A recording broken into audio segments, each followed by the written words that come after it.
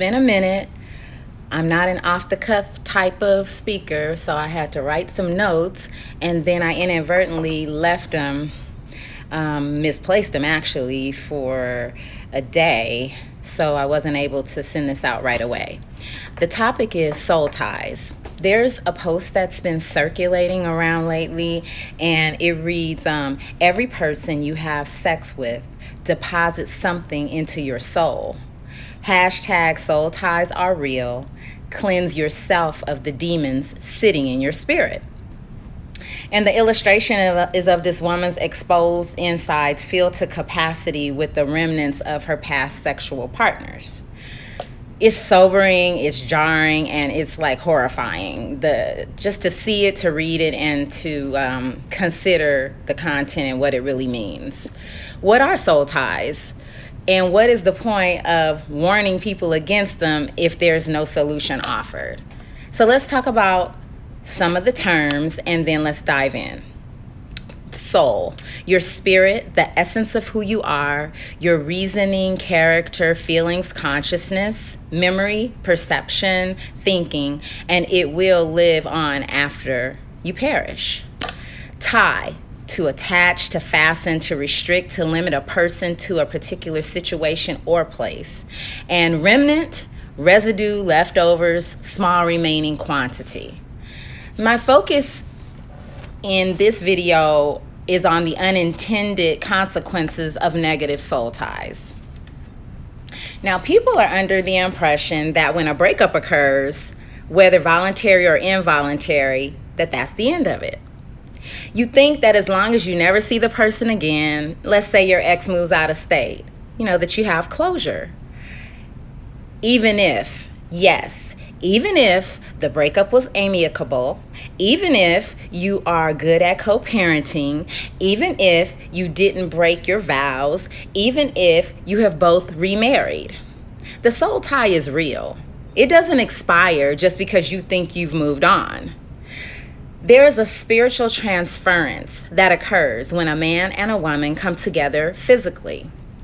The scriptures say that when this occurs, a man and a woman become one under any and all circumstances. You don't get to put a rider on the become one part, like you only become one if it's your fiance, or if you were really into that person, or even if it's just your spouse.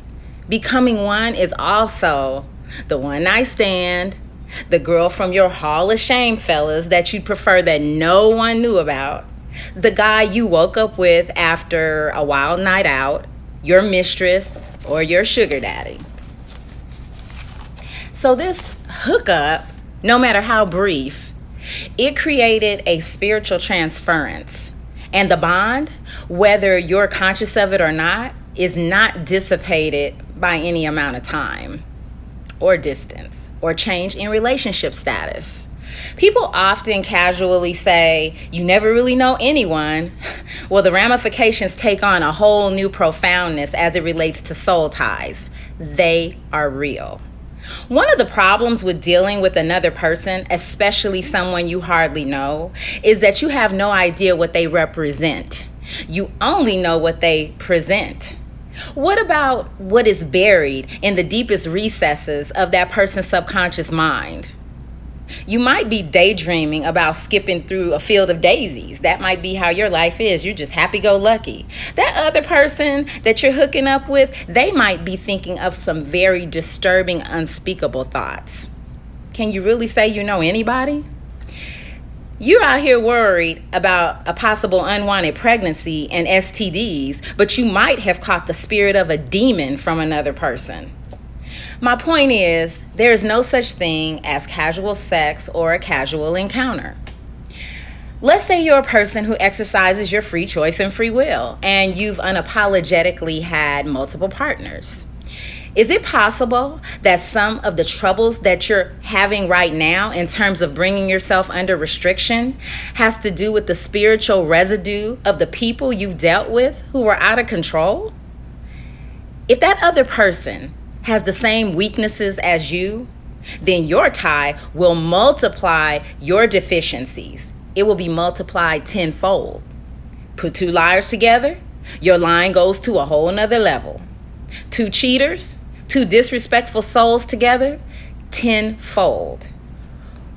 Would that explain your behavior in a lot of instances where you didn't understand why you did certain things that were out of character?